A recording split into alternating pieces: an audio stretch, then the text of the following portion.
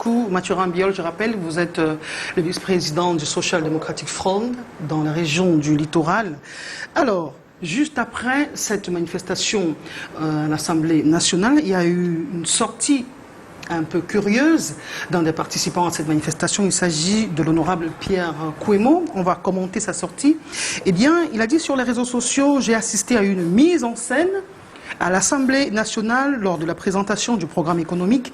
Certains collègues ont utilisé ce blocus pour négocier les intérêts personnels avec le gouvernement.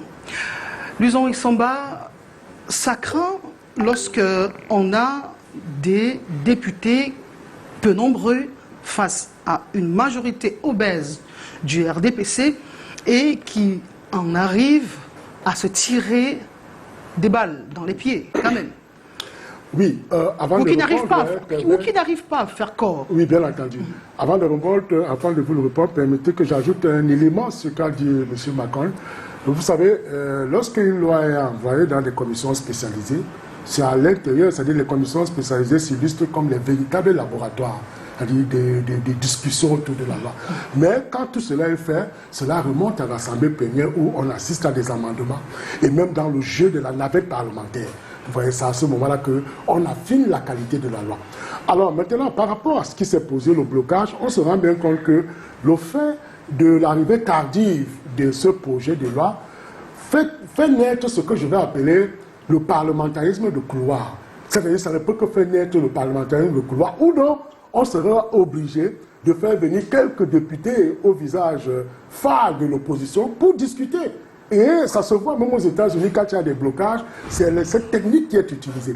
Et par là, on se rend bien compte que les invités qui ne sont pas associés au repas, justement, peuvent danser et tirer sur les autres. Et c'est ce que nous avons vu, parce que Kouemo fait une sortie qui demande qu'à un moment donné, des discussions, on peut faire des discriminations. Or, il faut associer tous les députés de l'opposition lorsqu'il y a un tel blocage. Mais tout cela peut se justifier par le fait que le RDPC qu'on a utilisé obèse, mais est majoritaire, dans le fait majoritaire est déjà écrasant.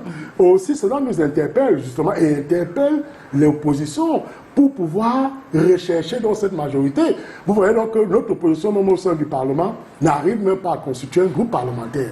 Vous voyez donc que pour tout cela, pour éviter donc tous ces blocus, l'opposition camerounaise a l'obligation de se mettre au travail pour justement avoir cette majorité. Et pour ne plus vivre cela, vous voyez, le Premier ministre, quand il prend l'engagement, en réalité, on n'est plus très loin. 2024 arrive, vous verrez que certainement les mêmes habitudes sont déjà tellement ancrées dans les mœurs que vraiment ce serait une surprise étonnante de savoir que tous ces projets-là. Mais c'est une loi, comme j'ai suivi les députés, dit c'est véridique.